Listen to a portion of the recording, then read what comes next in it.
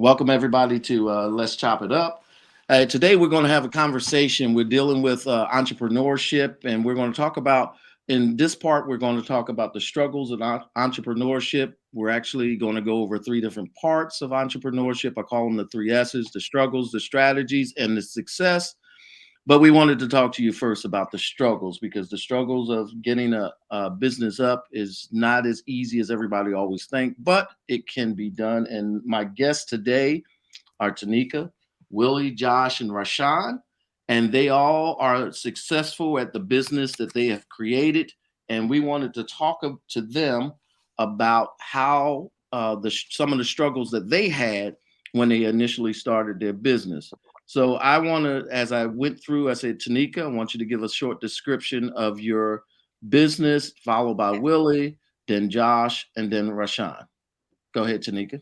Well, hello, everybody. My name is Tanika Bryant, and I actually have three businesses: Pivotal Logistics Trucking Company, Black Business Association, which is a 501c3. We help Black businesses to plan, launch, and grow, and also a Black Business Directory by blackloo.com.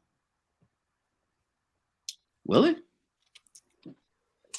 Good morning, everyone. My name is Willie Combs. I'm president and CEO of Combs and Associates. Uh-oh, is the video working okay? All right.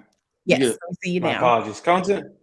My apologies. Combs and Associates is a IT consulting firm based in Kentucky. We do everything from consulting for software development, networking, cloud migration, and to include staff augmentation. Uh, been around for a minute. We've been here since, I believe, I'm showing my age, since 1992. Been running the business since about 2000. So been blessed to have the opportunities to serve our fellow servicemen out there. Thank you. Josh?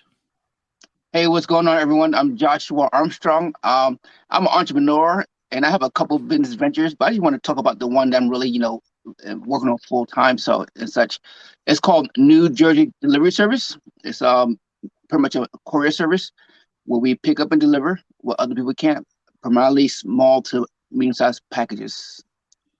Thank you. Rashawn? Good morning. My name is Rashawn, and I own a business here in Bakersfield, California. It's called Safe at Home. We are a home health agency. We do non-medical services, which means we do home health aides, CNAs for seniors, workers' comp individuals. We do respite care for family members who need a little break when they are the primary caretaker. And essentially, with non-medical, we do everything that does not require a nurse. So we've been doing that since for about 2 years now, and we've really seen some growth in our business. All right. So let's get ready to jump into this. I know each one of you, as you talked about your business, some of them have been, different lengths of times that they have been established. So let's get ready to jump into the struggles. Let's chop it up. Let me ask you the first question then. What did it take for you to get started? Was there any loans? Was there any cost or anything like that? I put that out to the panel. Anybody can start. But what did it take for you to get started? I can talk about my business since it's one of the newer ones. So for me, when I initially started, the way to go, as we were advised, was the SBA. Unfortunately for me, when I started my business, the SBA had just stopped giving loans out to startup businesses. They were only giving loans to existing businesses, or if I was purchasing an existing business. So since I was starting my business from scratch, I didn't qualify for the SBA any longer. So for me, I had to use a mix of my own personal savings that my wife and I had built up over the years, and I had to take out personal loans as well, which of course with personal loans, they're not secured. So you're looking at high interest rate loans that need to be paid back within, 4 or 5 years. So you're looking at higher payments than you would have with the bank. Shortly after I started my business, COVID hit. So we really couldn't go to a bank either and get any kind of business loans through our bank or anything like that, because no one wanted to touch a startup business during COVID. The world was shutting down, it was coming to a halt. And the only people who were still lending money were higher interest personal loans. So that's what I had to do to start my business. It wasn't ideal, but in the end, it was the option that I had. And I went round and round with SBA, different banks. I spent months trying to secure financing outside of personal loans. I even had an angel investor. And the angel investor was actually going to put up all the cash that I needed to start my business and fund my working capital for a percentage of ownership. And it wasn't a large percentage at all, but I still would have had to give up some of the ownership of my business. In the end, I listened to my wife and just tried the personal loan route and got the funds that I needed to start my business. All right. Anybody else want to talk about it? Well, I personally started my business 04 with literally $1 in a dream. But that's pretty much all I had. And I just because I currently got out the military after I started my business. And I just used the money I had from I was getting a check from VA. So I just used that and just went every day, get new customers. And we are still rocking and rolling today. So, God is good. Amen. Tanika or Willie, you want to talk about yours? Mine was a little different. I created a network first.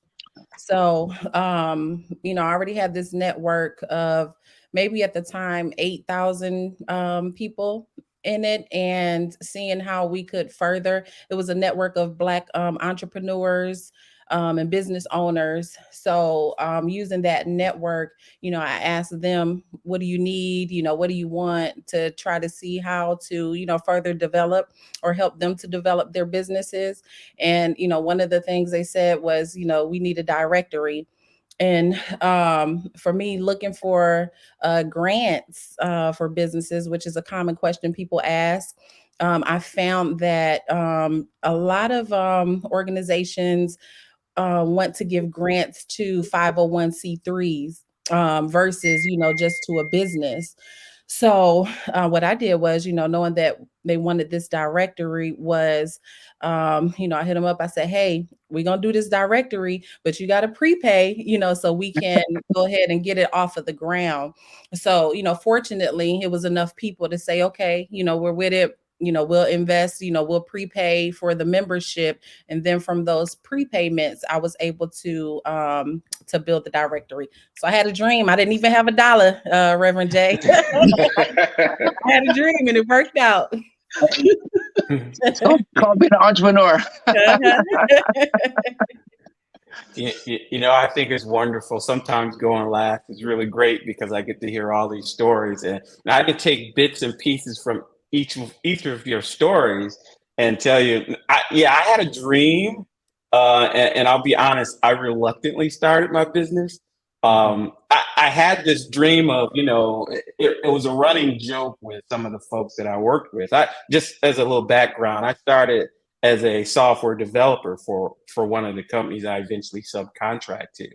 But I used to joke around and folks would laugh, and I would say, hey, I've got this business that I want that called Cones and Associates. At the time, I didn't have a business.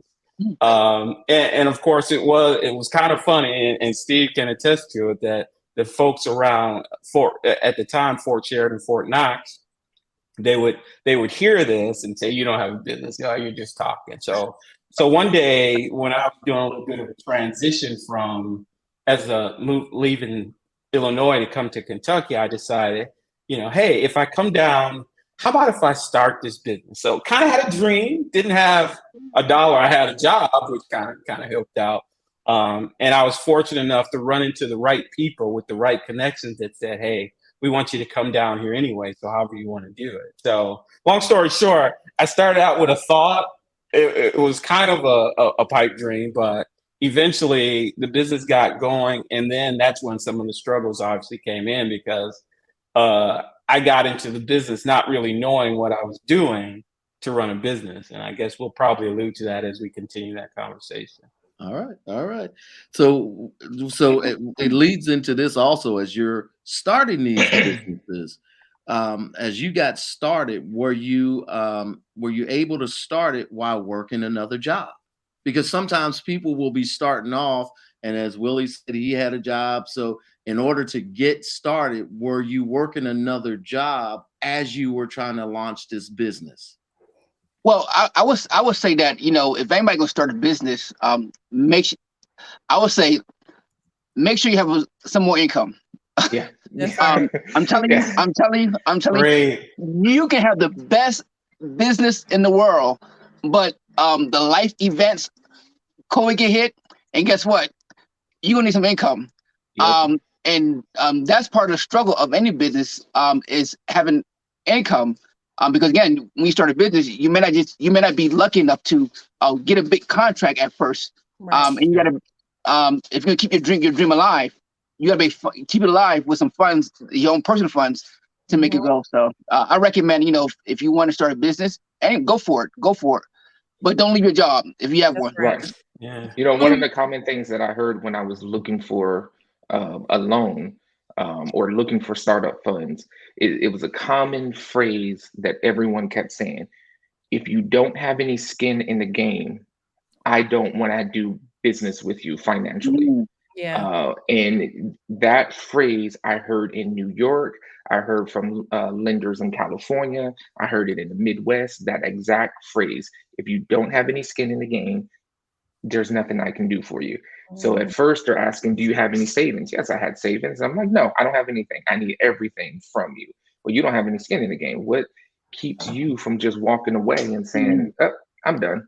Right. Hit it to my credit and, you know, whatever. So when I had to show them that I had something to lose, my own savings, then it's like, okay, now we can talk. So yeah, I definitely don't recommend, you know, quitting, because even, you know, to Rev J's point, even if you get a large contract, if they're not a client that prepays, or you don't have an agreement to where they have to pay, you know, a deposit or something like that, then you got to wait whatever your net payment terms are, you know, net 60, net 30. You got some businesses, you know, especially if you're dealing with the government, it's net 90 plus whatever, you know.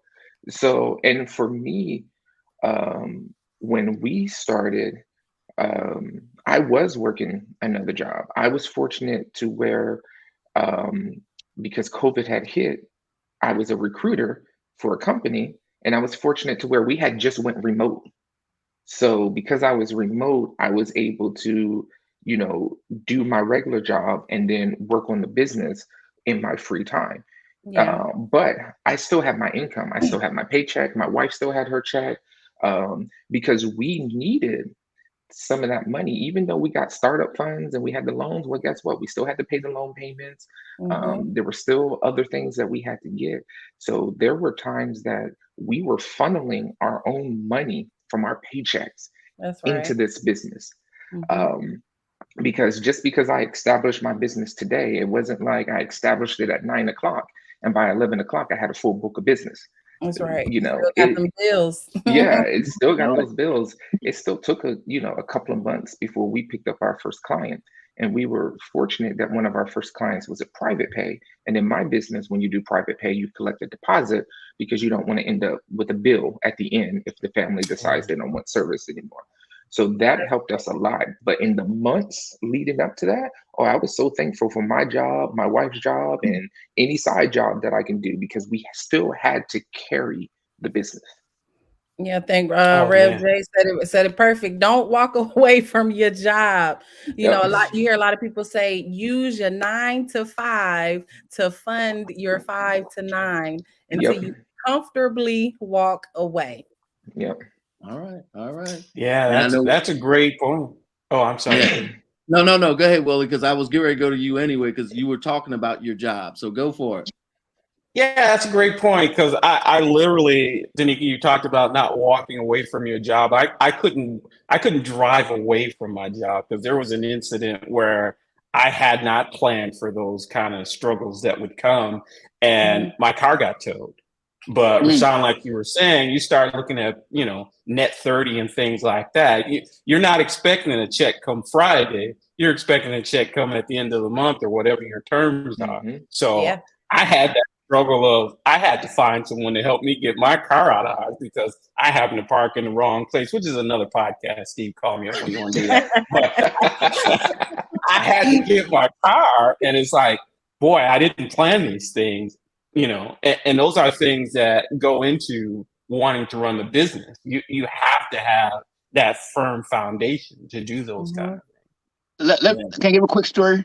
Again, one of my biggest customers, we deliver breast implants to hospitals and doctors' offices throughout New Jersey, New York, and Connecticut, and that keeps 90% of our business income coming in from one of our customers.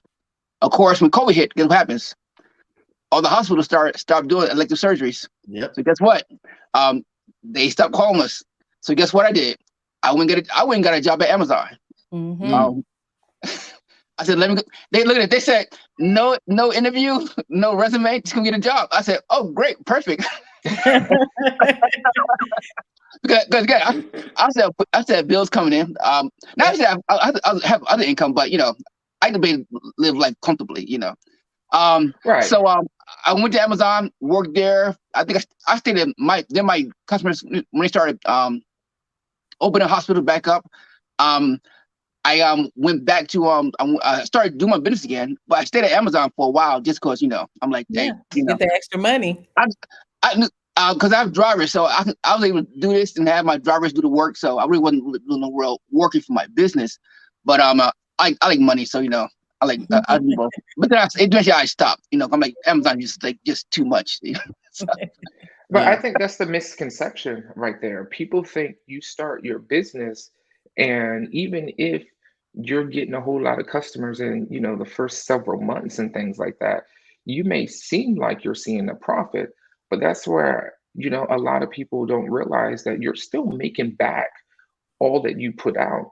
And you can't, one of the other struggles is that people don't realize is that even though you're starting to see a profit, you still have to build your working capital. You still have to build your cushion, your operating costs. You still have to build all of that. So for us, I mean, it was like a year before I even started to pay myself back any of the money that I put into the business. And here we are, 2 years in, and I still haven't paid myself back fully. I've seen I've seen the benefits and stuff like that. I've been able to remodel my house and, go on vacations and things like that. But those are, little pluses. I haven't fully paid myself back for all the money that I put into the business. And it sounds funny about saying pay yourself back because it is your business, but you have to think of it as a separate entity from your personal finances. The amount of money that I pumped into this, that came out of, my wife's purse, my kids' funds, all the things that we do on our personal end. And you have to separate it. So just because it seems like you're making profit, in your first year, you may not really be able to take any of that because you're trying to build up, maybe even your second year. It depends on your business. And I think that's one of the struggles that people don't talk about. People think my first customer, my pay this bill, this profit is all mine. And you really have to think ahead. You have to have a solid foundation of, your financial plan and things like that, because you have to be able to, if your car get towed or your customer stops ordering deliveries and things like that, what are you going to do? What are you gonna do? Yeah. And then also, I heard this. I think Rashawn, you said it. Willie, you commented on it, but I want you to explain because not everybody that's maybe listening may understand net 30, net 60, net 90. So I want you to kind of break that down, what that is. I know what it is, but you need to make sure that our audience know when you're saying that, what does that mean? Besides you're not getting paid right away.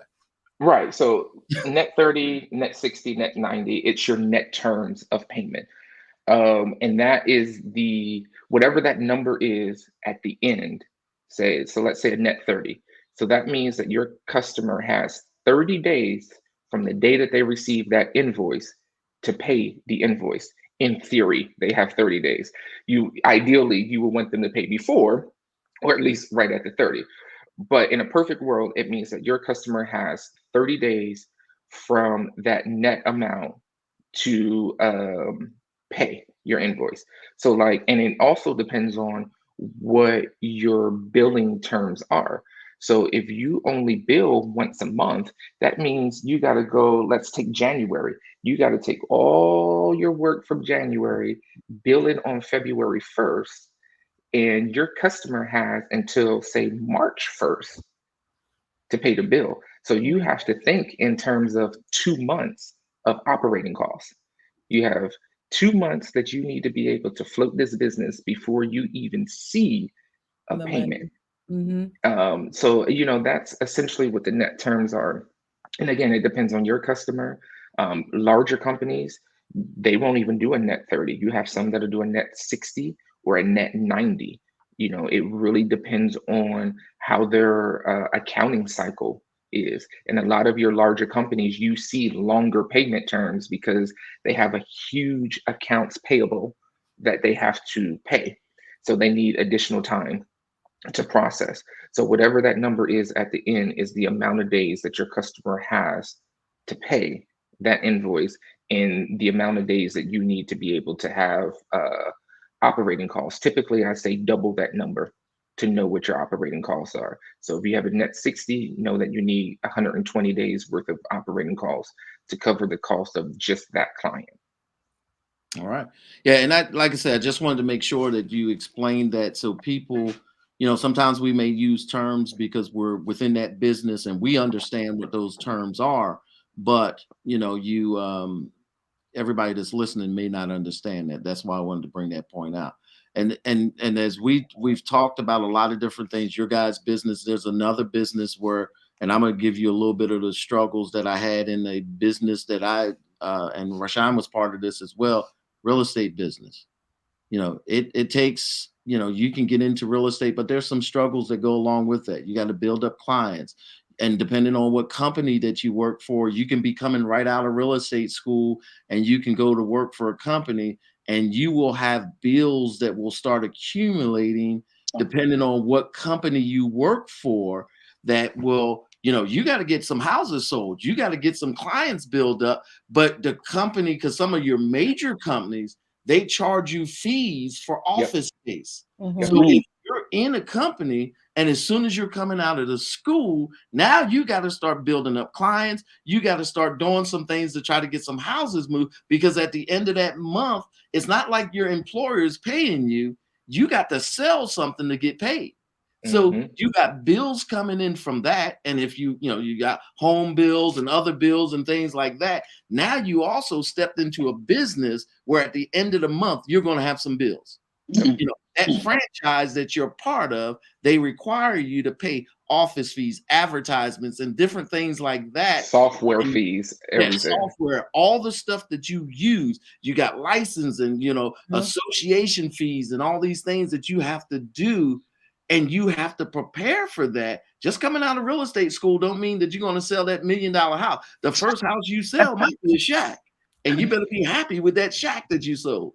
Yep. So it takes time to build up some of these things. And the same thing, it's always good to have a job. Just because you jumping into real estate, you need to have a job. I started off real estate, I was doing it part-time. And I remained doing it part-time because I started when I was still in the Army.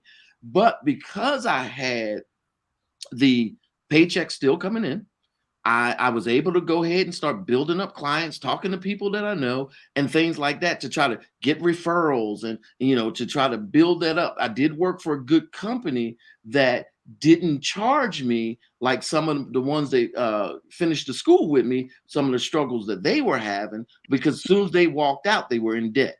But the company that I worked for was different because it was a person that I knew. They didn't have all, and their goal was really making you successful, not trying to make you broke. That was their model. They wanted to do everything.